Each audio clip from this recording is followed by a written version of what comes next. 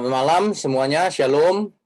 Kita akan lanjutkan malam ini dengan pendalaman Alkitab atau kita sebut online Bible Study. Kita semua beruntung karena punya kesempatan seperti ini. Jadi Bapak Ibu seperti mahasiswa teologi yang mengikuti pelajaran yang kita desain secara khusus. Setiap kali satu topik, kalau Bapak Ibu teliti, mencermati, itu saya persiapkan dengan semaksimal mungkin. Jadi diharapkan ini akan mengubah banyak orang. Dimulai dari Bapak Ibu dulu. Nanti Bapak Ibu silahkan di-share kemana-mana. Ya. Oke, mari kita berdoa. Bapa di surga, mohon berkati program ini. Sehingga semua kami yang mendengarnya diubahkan oleh kuasa firman-Mu. Berkati setiap kami, Tuhan. Berikan kami kesehatan yang prima, umur panjang untuk belajar kebenaran. Sehingga kami boleh menyempurnakan diri, boleh mengekspresikan diri, mengasihi Tuhan sampai kami mati. Bahkan sampai selama-lamanya. Pakai mulut hamba-Mu untuk menyampaikan kebenaran ini. Hanya di dalam nama Tuhan Yesus kami berdoa. Amin. Amin. Oke, Bapak Ibu sekalian, saya akan sharingkan dulu screen-nya. Ini adalah sesi ke-20 dengan tema hukum tabur tuai. Topik ini sangat penting sebab banyak orang hidup seolah-olah tidak ada hukum tabur tuai dalam dunia ini, seolah-olah.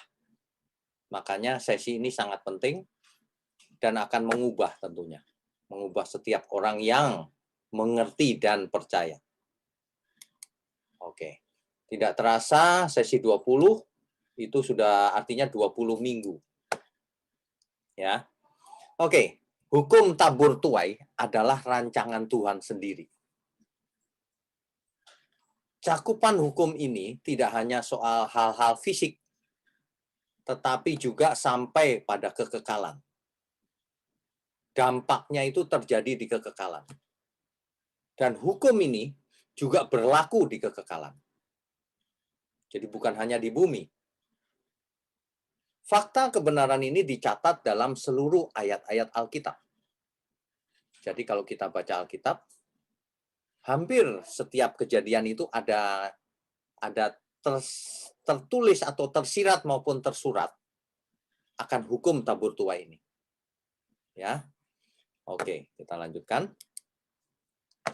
Jadi pada dasarnya begini, orang yang tekun menabur akan menuai.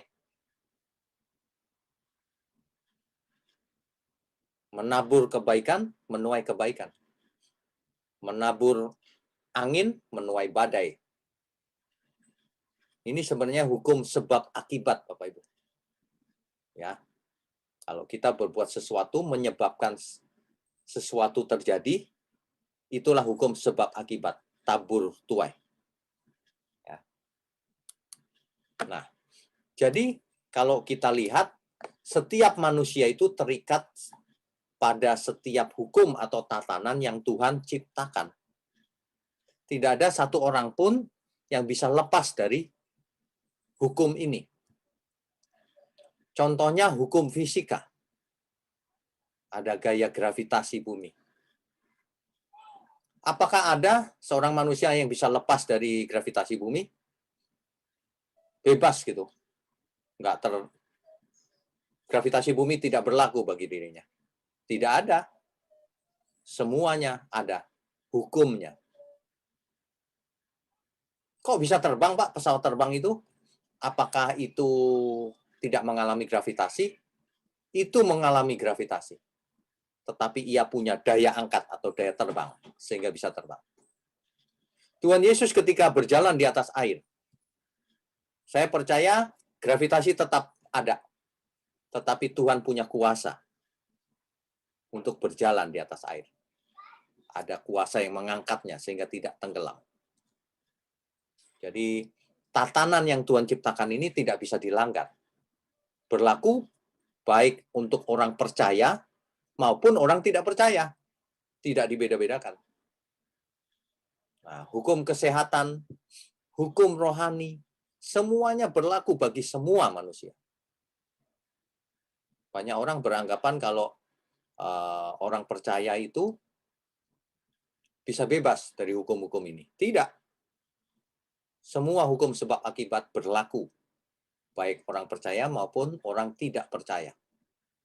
Ya. Jadi harus bertanggung jawab hidup ini. Tidak bisa main sembarangan begitu. Ya. Oke.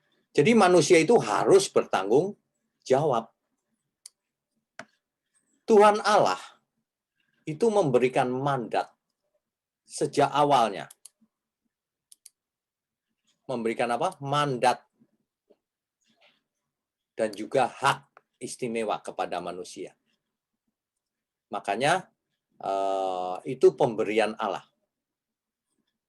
Tuhan Allah sering memberikan suatu mandat, hak atau anugerah untuk manusia. Tetapi bukan berarti mandat atau hak itu cuma-cuma. Sebenarnya tidak cuma-cuma. Ketika Tuhan di awal mula kejadian, di kitab Kejadian awal, Kejadian 1 ayat 26, manusia diciptakan menurut gambar dan rupa Allah, itu suatu anugerah. Manusia dari tidak ada, diciptakan menjadi ada, menurut gambar dan rupa Allah. Menurut patronnya Tuhan. Menurut blueprint-nya Tuhan. Memiliki keserupaan dengan Tuhan. Makanya diberi roh yang berasal dari Allah. Didesain sedemikian rupa, sehingga manusia itu hampir sama seperti Elohim. Kata kitab Mazmur. Ya, diberi hak istimewa, diberi mandat, tapi tidak cuma-cuma. Manusia, kamu harus berkuasa atas bumi. Harus berusaha, bekerja keras, menggunakan hak atau mandat atau tugas atau anugerah yang diberikan Tuhan kepada kita semua. Harus dipertanggungjawabkan. Ya. Ini Tuhan Yesus menekankan hal ini. Kalau Bapak Ibu ingat perumpamaan tentang talenta, uang mina, itu perumpamaan bahwa manusia itu harus bertanggung jawab atas apa yang ada pada dirinya. Tidak bisa manusia suka-suka sendiri. Manusia itu harus bertanggung jawab. Ya. Oke. Kita lanjutkan ya.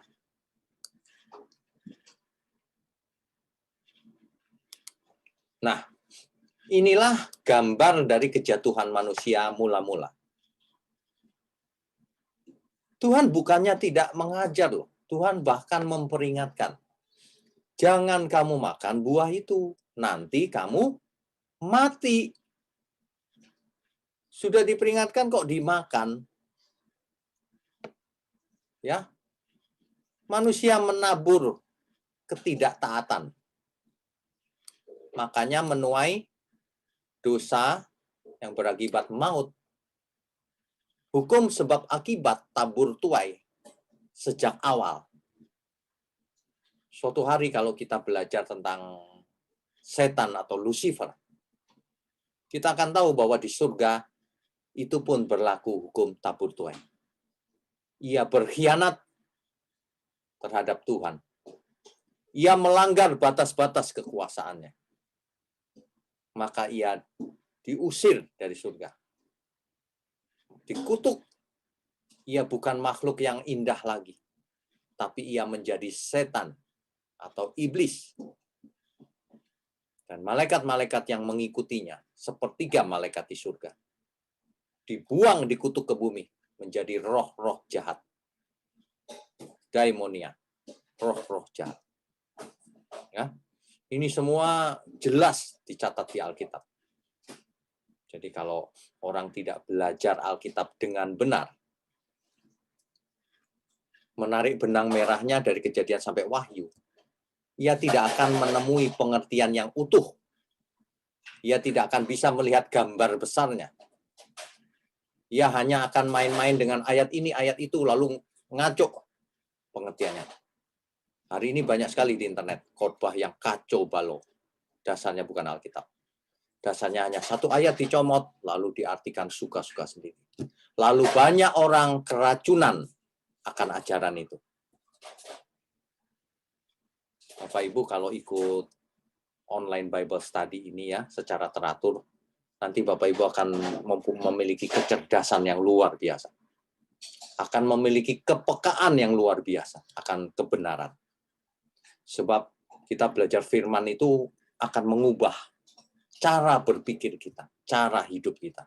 Filosofi kita akan berubah. Berubahnya bukan 2 kali lipat. 30 kali, 60 kali, bahkan 100 kali. Bapak Ibu akan menjadi orang yang luar biasa. Buktikan sendiri. Buktikan Bapak Ibu yang ikut sampai sesi ini rajin, buktikan ada perubahan atau tidak. Bayangkan kalau nanti berubahnya 100 kali lipat. Ya, orang tidak mencintai firman Tuhan, tapi mau masuk surga, mau berubah, ya nggak bisa. Tidak otomatis. Hukum tabur tuai ini berlaku bagi siapa saja. Mula-mula manusia menabur ketidaktaatan, maka menuai dosa yang akibatnya maut. Ya, dalam segala hal berlaku hukum tabur tuai.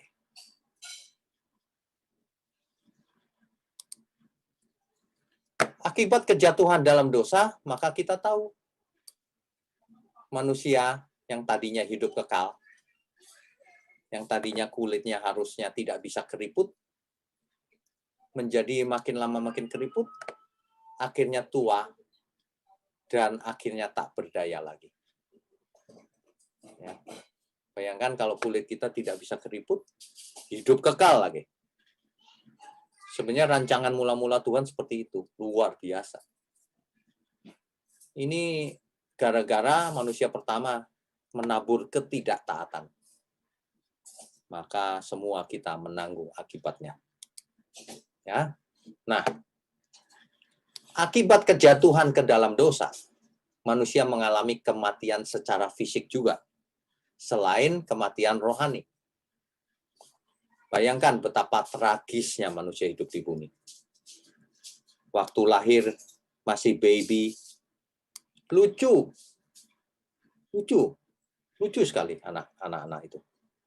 Lalu menjadi bisa berdiri, bisa lari, lucu sekali. Sekolah, ya, makin besar jadi sarjana, lalu makin tua, jalannya makin sulit, lalu kembali tidak bisa jalan, lalu mati. Ini akibat dosa, Bapak Ibu. Hari ini kalau kita diingatkan begini ya, harusnya kita semua takut berbuat dosa.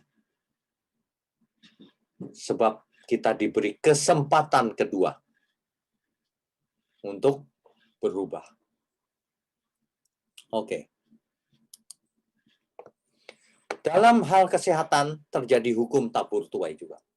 Contohnya, kalau seseorang mengalami diabetes. Apakah diabetes ini karena faktor keturunan? Atau akibat pola hidup? Banyak orang berpendapat bahwa diabetes itu faktor keturunan. Ya tidak salah banget, tapi kurang tepat. Mengapa? Karena faktor keturunan untuk menyumbang ke diabetes itu hanya maksimum 15%. Lah yang 85%-nya kok nggak pernah disalahkan? Itulah pola hidup. Jadi kita semua dalam ketidaktahuan kita di masa lalu, makannya mungkin salah ya, kena diabetes. Ini hukum kesehatan. Meskipun kita sudah berdoa minta ampun sama Tuhan, diampuni. Tapi fisik kita tetap diabetes. Nah, apakah ini takdir?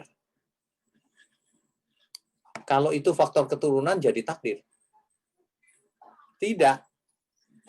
Ternyata di seluruh bidang itu selalu dilibatkan kita bisa berusaha. Kalau kita berusaha diet yang benar, meskipun faktor keturunan, tidak akan diabetes. Dan sebaliknya, orang yang tidak memiliki resiko keturunan diabetes, orang tuanya sehat semua, tapi pola hidupnya salah, bisa diabetes. Karena yang 85% akibat pola hidup. Ya. Jadi tidak ada, wah aku sakit ini karena takdir, nggak ada. Ini tabur tuai. Kalau begitu, apakah kita bisa menghindari diabetes dengan doa, Pak? Tidak bisa, jawabannya. Karena doa itu bukan untuk itu. Ini banyak orang salah mengerti. Kalau diabetes bisa diakali dengan doa, ya semua orang Kristen tidak ada yang sakit diabetes. Pendeta tidak ada yang diabetes. Nyatanya banyak yang kena diabetes. Artinya apa? Tuhan itu tidak pandang bulu. Tidak membeda-bedakan. Hukum kesehatan berlaku bagi siapa? Semua orang. Gitu. Ya. Meskipun ada yang namanya mujizat. Tapi itu hal yang terpisah. Ada penjelasannya sendiri. Tapi tidak berlaku umum. Kalau mau sehat, jaga kesehatan. Tabur tuai. Nah, kita lanjutkan. Jadi sebenarnya manusia itu diberikan suatu tanggung jawab oleh Tuhan. Manusia itu diberikan mandat supaya manusia bertanggung jawab. Di pertemuan kita yang lalu kita sudah membahas soal mandat budaya. Manusia dikasih tanggung jawab supaya berbudaya untuk Tuhan, tapi ya, mandat berkuasa, beranak cucu, menguasai bumi, menaklukkan bumi, memenuhi bumi.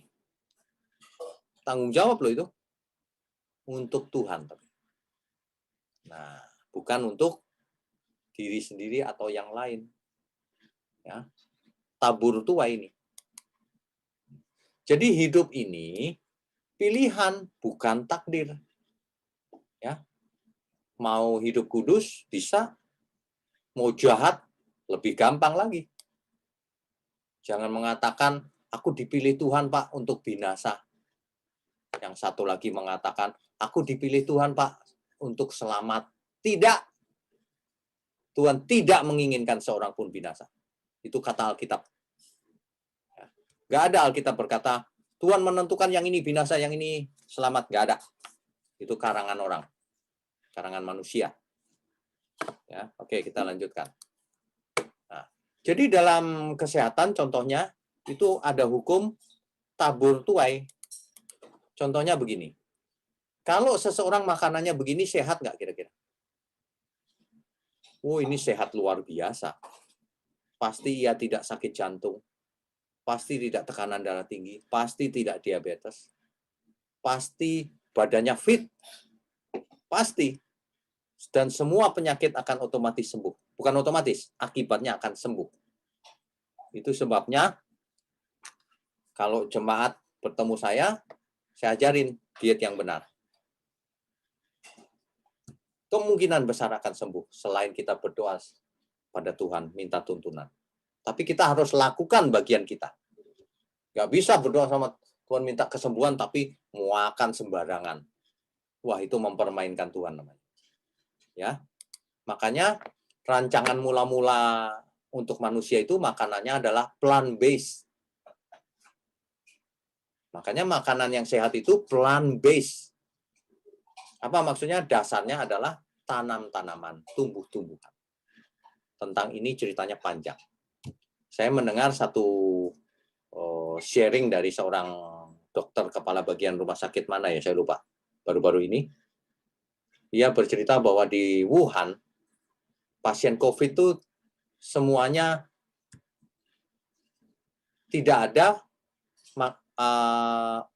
orang yang makanannya plant-based jadi pasien COVID. Nggak ada.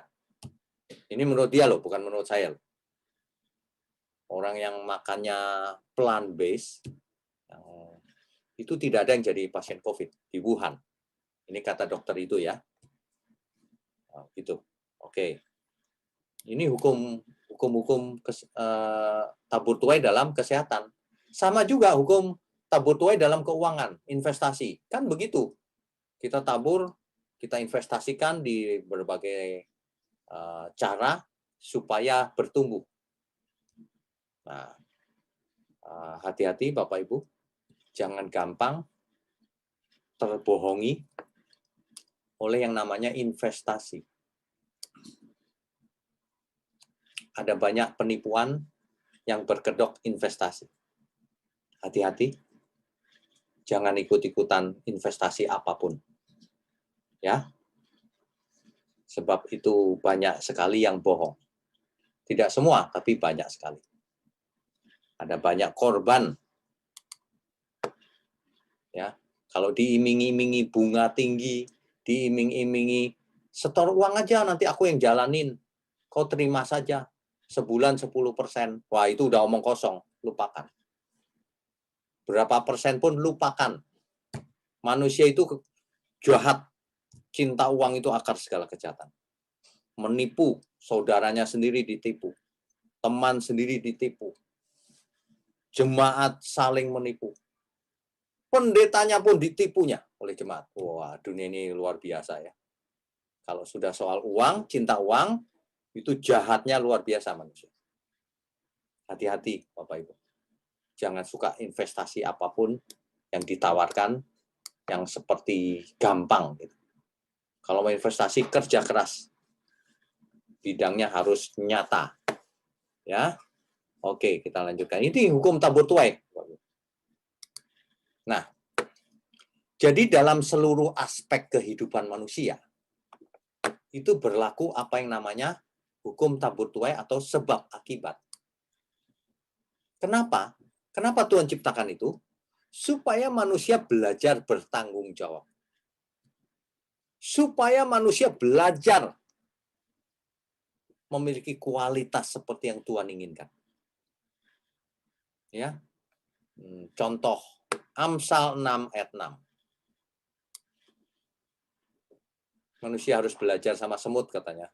Hai pemalas, pergilah kepada semut, perhatikanlah lakunya dan jadilah bijak. Bapak Ibu bisa baca ayat sebelumnya dan sesudahnya nanti. Nanti kita lihat bahwa semut itu mengajarkan sesuatu. Manusia yang malas, menabur kemalasan akan menuai kesulitan. Semua itu ada sebab akibat.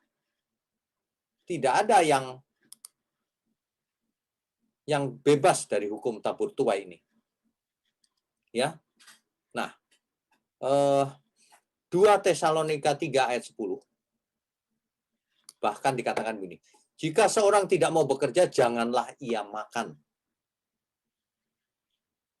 Bapak Ibu kalau baca Alkitab, jangan letterlux ya. Lihat konteksnya. Ini maksudnya adalah kamu jangan malas. Bapak Ibu jangan letterlux. Nanti begini, ada yang di rumah, orang tua sudah tidak bisa apa-apa, nggak kerja, tinggal dikasih makan nanti. Bukan itu maksudnya. Aduh, ada orang yang aneh kalau baca Alkitab itu letterlux. Nggak dilihat konteksnya. Pada Alkitab harus diekstrak kebenarannya, konteksnya. Ya, tanpa itu akan bingung sendiri. Ya, oke. Kita lihat berikutnya. Nah, doa tidak dapat menggantikan tanggung jawab. Ingat baik-baik. Banyak orang mau keluar dari masalah hanya dengan doa.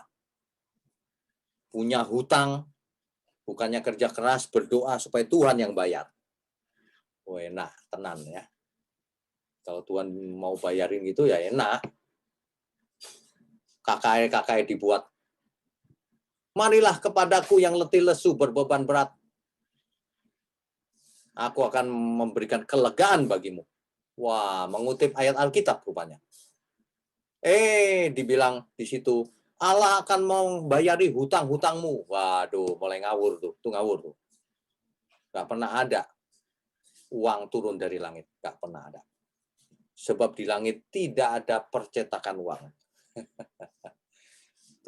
Tuhan tidak bekerja dengan cara itu. Jangan menggantikan tanggung jawab dengan doa. Misalnya besok ujian. Hari ini berdoa semalam suntuk. Supaya besok aku tahu jawabannya A, B, C, atau D. Nggak bisa. Aku mau sehat. Berdoa terus minta kesehatan. Nggak bisa. Pola hidup harus dirubah. Aku mau doa supaya hidupku suci. Nggak bisa. Harus bertobat. Harus sadar dan bertobat.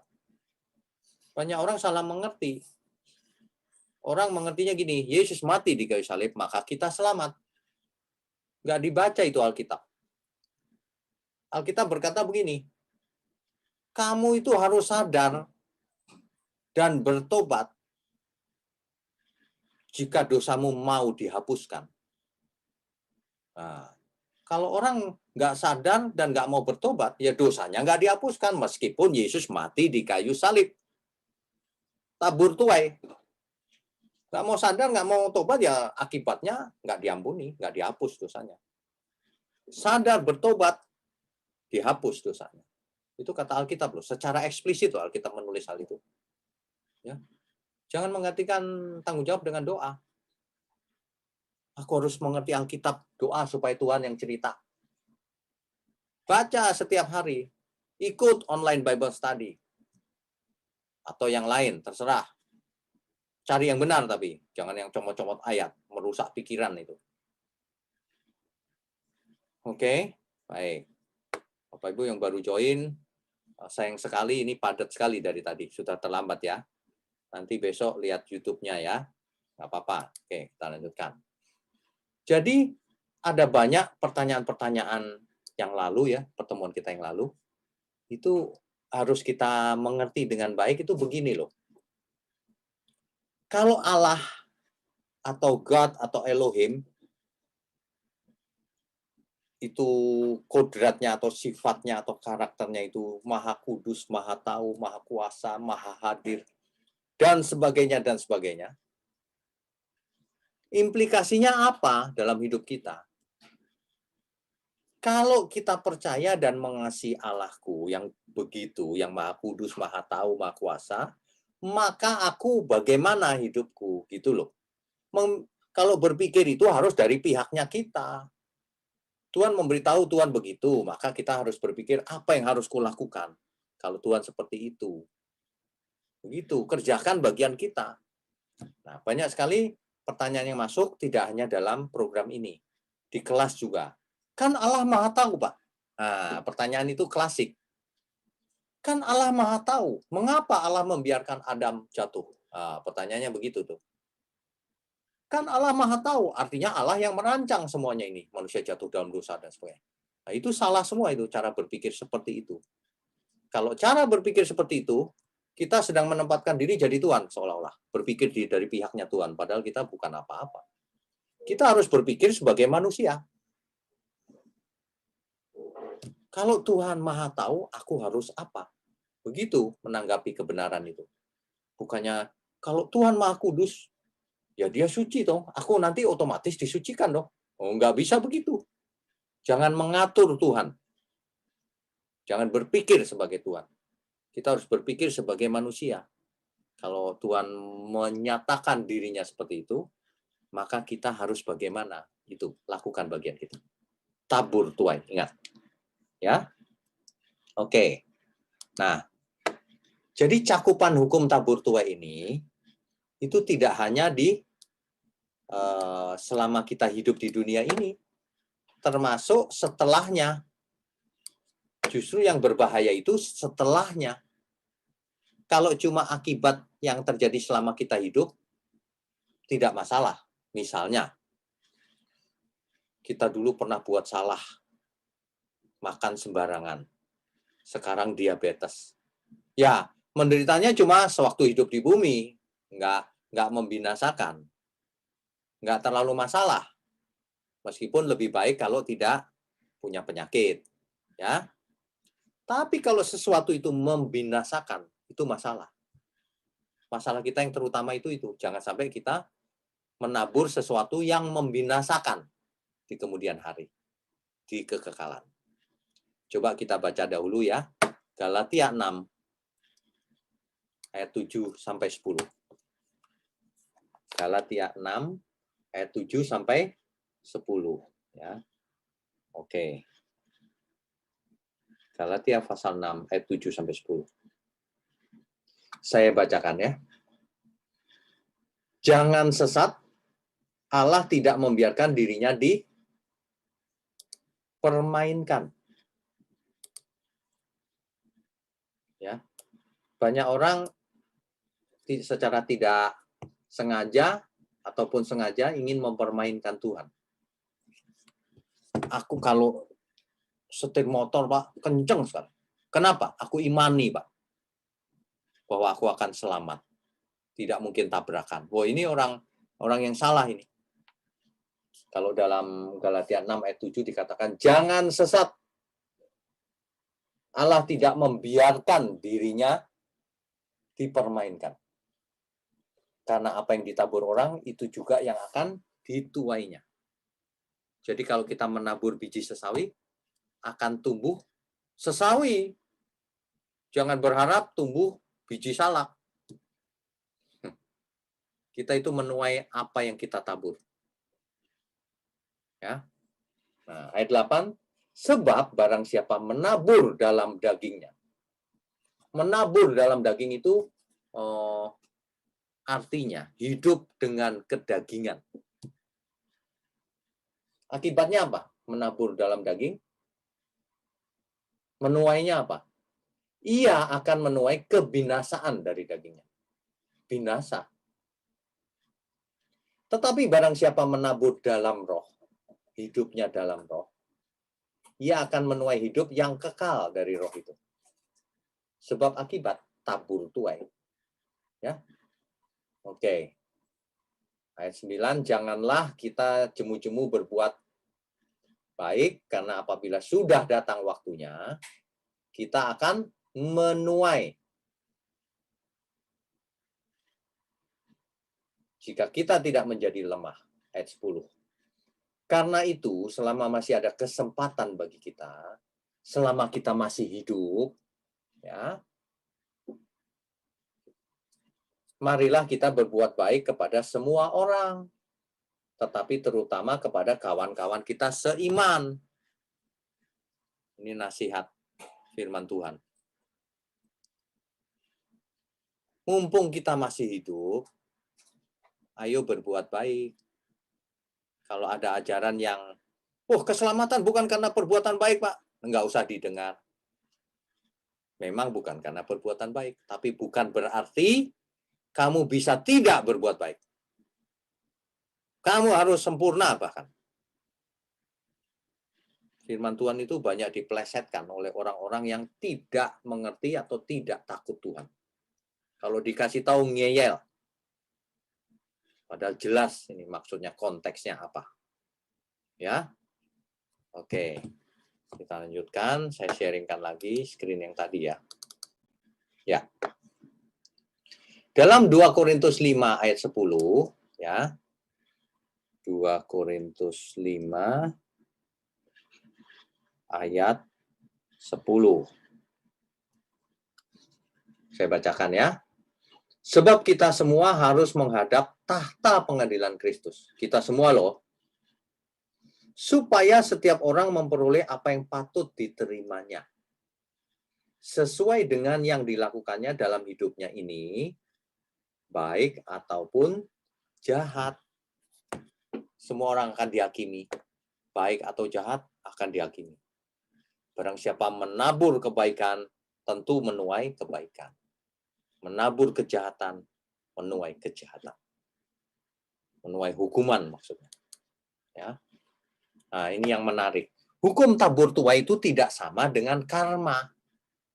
Bapak Ibu ingat baik-baik, tidak sama. Sebab Alkitab itu menekankan loh. Ibrani 9 ayat 27. Dan sama seperti manusia, ditetapkan untuk mati hanya satu kali saja, dan sesudah itu ia dihakimi. Jadi manusia itu ditetapkan hanya mati satu kali, lalu dihakimi. Nah, kalau Bapak Ibu baca ayat Alkitab ini, enggak Pak, ada yang 2 kali mati. Iya benar, tapi ini secara umum. Baca itu per konteks, jangan satu ayat diaplikasikan ke semua skenario atau kasus. Tidak bisa. Contohnya Lazarus, Pak, tadinya mati dibangkitkan, lalu mati lagi, berarti 2 kali, Pak. Berarti firman ini nggak cocok, Pak. Yang begitu-begitu nggak akan mengerti Alkitab. Konteks ini adalah secara umum. Ya. Jadi menurut Alkitab tidak ada yang namanya reinkarnasi. Kan dalam konsep reinkarnasi itu setelah mati, kemudian lahir lagi jadi manusia lain. Rohnya yang melakukan reinkarnasi, kan begitu. Kalau Alkitab tidak. Kalau Alkitab mati, kalau orang benar ke Firdaus, orang fasik ke Hades. Itu sudah terjadi pemisahan di situ. Yang di Firdaus akan bersama Tuhan nanti setelah dibangkitkan selamanya. Yang di Hades akan masuk Gehenna, lautan api atau neraka. Ya. Tabur tua ini bukan karma. Jadi jangan salah mengerti. Oke?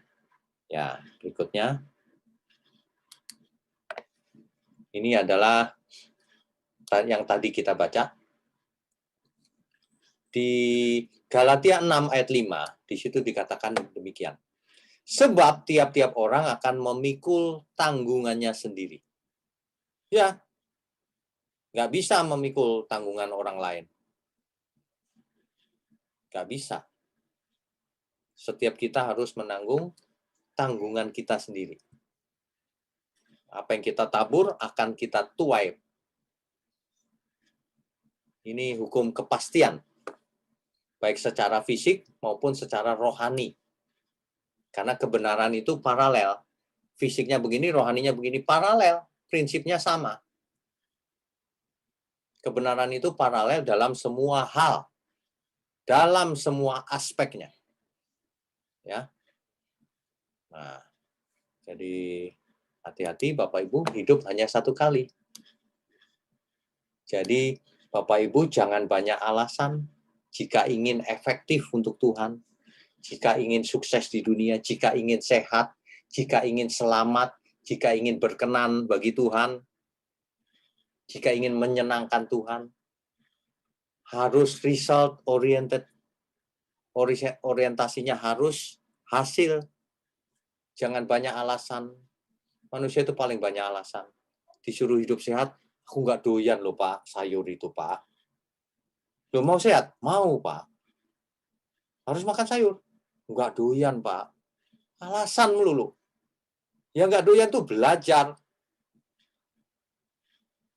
Aku mau Pak, mengerti komputer Pak. Ya belajar. Nggak mau Pak, sulit. Loh, nggak mau belajar bisa ya nggak bisa. Belajar. Mau jadi anak Allah perlu belajar nggak? Belajar. Belajar firman, belajar kehendak Tuhan apa. Belajar melakukannya. Banyak orang banyak alasan. Aku kan manusia biasa, Pak. Nggak bisa melakukannya. Nggak bisa sempurna, Pak. Manusia alasan. Tuhan Yesus sendiri berkata, sempurnalah kau. Sebab Bapa di surga sempurna. Di dunia ini ada 2 tipe manusia. Satu yang orientasinya hasil. Sulit pun aku mau berusaha. Yang satu lagi, alasan melulu. Yang satu ini tipe pemenang, yang alasan melulu ini tipe loser, pecundang. Bapak Ibu kalau masih memiliki sifat-sifat itu, alasan-alasan itu, itulah yang menghambat kemajuan selama ini. Makanya menabur alasan, menuai nothing. Menabur alasan, tidak menuai apa-apa. Nggak ada yang ditabur. Alasan melulu. Ya, nggak efektif hidup seperti itu. Itu bedanya pemenang dan pecundang. Ya. Nah, ini firman ini sangat luar biasa. Bapak Ibu perlu renungkan dan hidup di dalamnya. Lukas 12 ayat 48. Mari kita baca. Lukas 12 ayatnya yang ke-48. Oke. Saya bacakan ya, Bapak Ibu ya.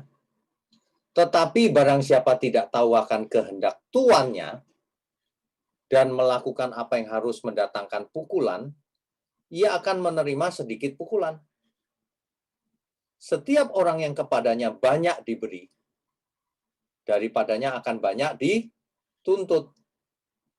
Dan kepada siapa yang banyak dipercayakan, daripadanya akan lebih banyak lagi dituntut. Ini kebenaran ini kalau orang mengerti, ya, kalau orang mengerti kebenaran ini dan melakukannya, ia akan jadi orang yang sangat luar biasa. Bapak Ibu perhatikan, ini paralel dengan perumpamaan tentang talenta, perumpamaan tentang uang mina, perumpamaan tentang kebenaran-kebenaran itu paralel, sama. Berusahalah kau masuk pintu yang sempit itu, kata Tuhan Yesus. Kita disuruh berusaha. Berusaha hidup kudus. Berusaha mengerjakan keselamatan. Berusaha meresponi anugerah Tuhan. Berusaha menyenangkan Tuhan. Berusaha hidup kudus. Orang yang banyak diberi, banyak dituntut. Ingat baik-baik. Ada orang yang banyak waktu. Oh, dituntut banyak. Waktunya mau buat apa waktumu? Bukan untuk bermalas-malasan. Orang yang banyak hartanya. Hartamu buat apa? Kata Tuhan. Orang yang pandai, kepandaianmu buat apa? Buat meres orang atau buat menolong orang?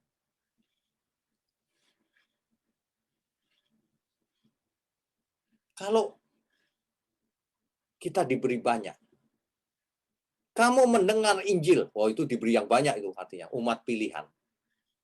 Maka kamu dituntut menjadi anak-anak Allah.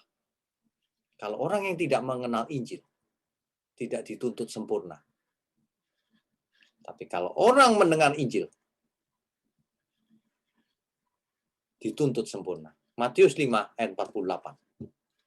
Coba, Matius 5 ayat 48. Ini kata-kata Tuhan Yesus sendiri loh. Karena itu haruslah kamu sempurna, sama seperti Bapakmu yang di surga adalah sempurna. Kenapa kita dituntut sempurna? Karena kita diberi banyak mendengar Injil yang benar. Orang yang tidak mendengar Injil yang benar tidak dituntut sempurna. Orang perjanjian lama tidak dituntut sempurna. Hanya dituntut melakukan Taurat. Beda. Yang diberi banyak dituntut banyak. Ya, Bapak Ibu ya. Ingat, dalam segala hal. Banyak orang sudah punya kekuasaan, malah menindas yang lemah. Sudah kaya, malah pelit. Tapi mau selamat. Aneh, manusia itu aneh. Sudah hidupnya susah, malas lagi. Kalau dikasih kerjaan, malas. Kalau diberi pekerjaan, malah nggak enak ngomongnya. Contoh ya, ini bukan ngomongin siapapun. Ada orang yang sulit, kita beri pekerjaan. Malah nggak kerja dia. Malah enteng-entengan gitu. Waduh, bagaimana ya? Pantas kalau yang dituai itu hidup kesusahan hari ini. Karena tidak bertanggung jawab hidupnya. Hukum tabur tuai, Bapak Ibu. Ya, di sisa umur hidup kita ini, ayo kita menjadi bijaksana. Ayo kita mengerti. Dan berubah tentunya. Mengerti toh buat apa. Yang luar biasa lagi adalah di Yang diberi banyak, dituntut banyak. Kan begitu kan? Tapi, untuk orang yang bisa dipercaya, ditambah-tambahkan. Luar biasa. Akan lebih banyak lagi dituntut. Artinya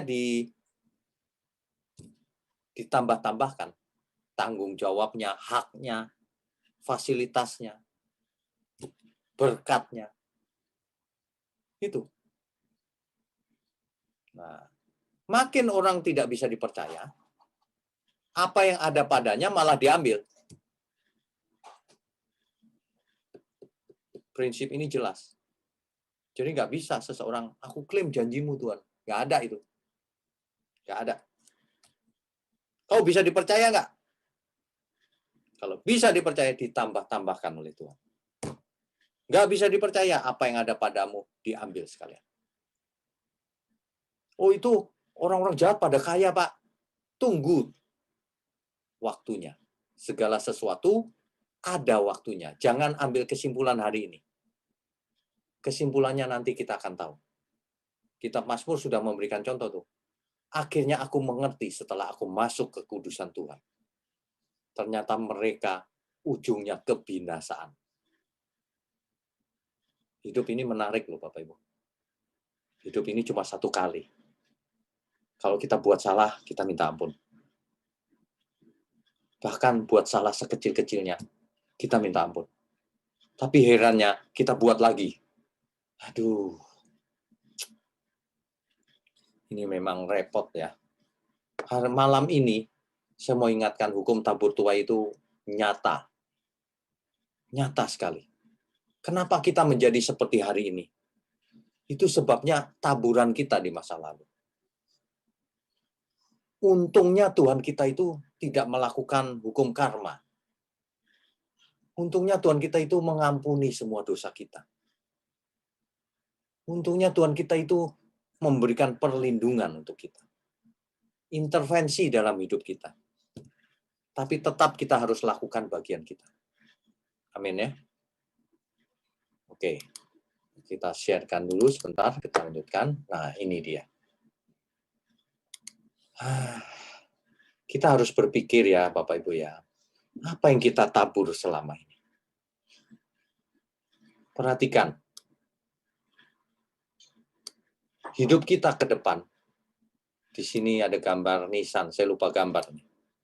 Mati kita. Nah, sementara kita hidup, ada beban dan dosa. Makanya firman Tuhan berkata, tanggalkan beban dan dosa. Sementara selama kita hidup, dipengaruhi oleh mamon. Itu harta, kekuasaan, kepopuleran, jabatan, dan seterusnya. Hati-hati. Hidup ini adalah ibadah. Apa yang kita tabur?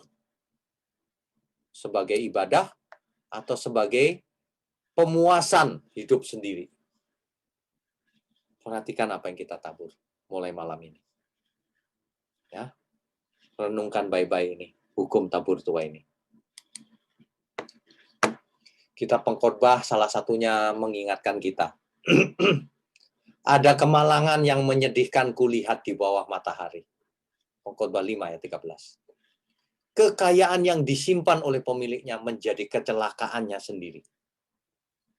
Ada banyak orang yang kaya, disimpan untuk diri sendiri, malah mencelakakan diri sendiri, membinasakan.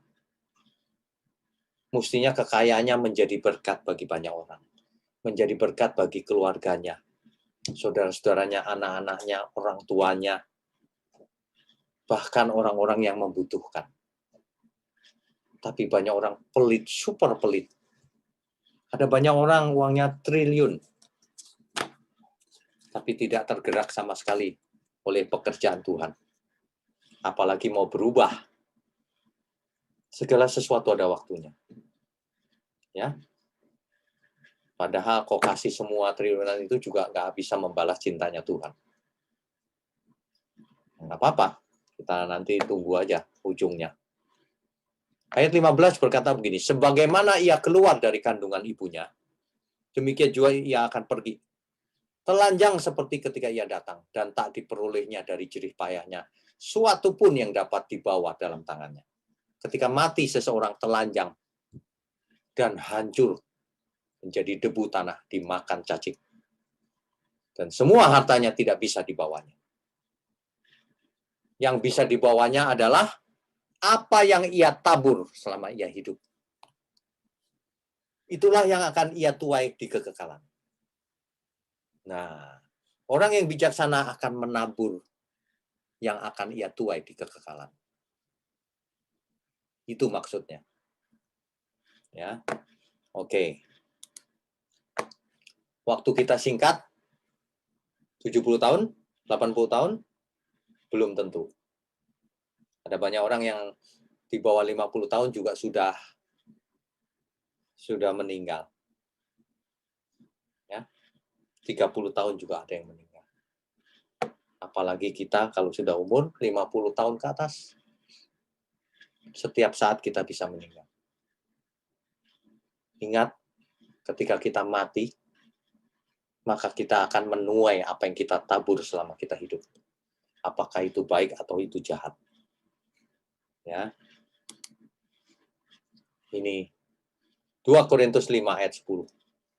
Sebab kita semua harus menghadap tahta pengadilan Kristus. Supaya setiap orang memperoleh apa yang patut diterimanya sesuai dengan yang dilakukannya dalam hidupnya ini, baik atau jahat. Manusia begitu mati bertanggung jawab pengadilan Kristus. Di Roma 14 ayat 10 diulang, sebab kita semua harus menghadap tahta pengadilan Allah. Ya. Manusia kalau mati, udah semuanya nggak ada yang bisa dibawa. Kekuasaannya menjadi nothing. Orang yang dulunya dekat-dekat, sekarang tidak mau dekat-dekat lagi. Bahkan kuburan kita pun suatu hari dibongkar dan tidak jadi apa-apa lagi. Hilang tanpa bekas. Ya. Nah. Orang yang paling berbahagia atau paling diberkati adalah orang-orang yang melakukan bagiannya selama hidupnya, yaitu hidup mengasihi Tuhan dan bertanggung jawab sebagai umat Tuhan. Ingat, banyak orang mengasihi Tuhan, cuma merasa, tapi tidak bertanggung jawab hidupnya. Orang yang bertanggung jawab itu luar biasa. Kalau dulu hutang, bayar.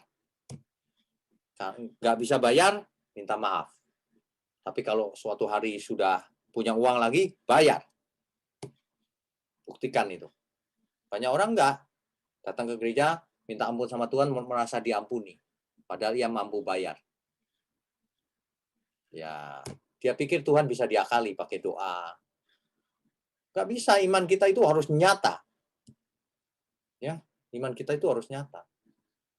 Orang yang paling berbahagia diberkati itu orang yang melakukan apa yang harus dia lakukan.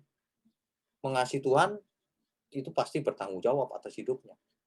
Pasti ia menjaga kesehatannya. Pasti ia bekerja secara jujur, kerja keras. Pasti ia bisa dipercaya. Pasti ia menjadi berkat bagi sekelilingnya. Pasti ia dinanti-nantikan orang, bukan dijauhi. Pasti ia jadi terang, secercah cahaya di mana ia ada. Itulah orang yang berbahagia sebenarnya. Sekarang kita semua tinggal free will kita, kehendak bebas kita, mau melakukan apa, mau menabur apa. Ya, Bapak Ibu sekalian. Jadi ingat baik-baik, kalau kita belajar suatu konteks dalam firman Tuhan, jangan hanya dimengerti logikanya, yang terutama adalah apa dampaknya dalam hidupku. Malam ini aku belajar tabur tuai. Bahwa tabur tuai itu, apa yang kita tabur pasti kita tuai. Kalau begitu aku mau menabur semua hal yang nanti kita tuai di kekekalan bersama Tuhan. Amin ya. Amin. Saudara sekalian, bicara soal kebenaran, setiap orang merasa benar. Makanya semua kecap dinomor satukan. Ada orang yang mengatakan saya paling benar, ini paling benar, itu paling benar. Mana sebenarnya yang paling benar? Oleh sebab itu, hadiri seminar 7 natur kebenaran dan aplikasinya. Seminar ini wajib dihadiri oleh para teolog, apologet, pengkhotbah, bahkan oleh para jemaat sendiri, agar kita bisa membedakan manakah yang benar, manakah yang salah. Inilah alat uji kebenaran yang sangat objektif dan alkitabiah.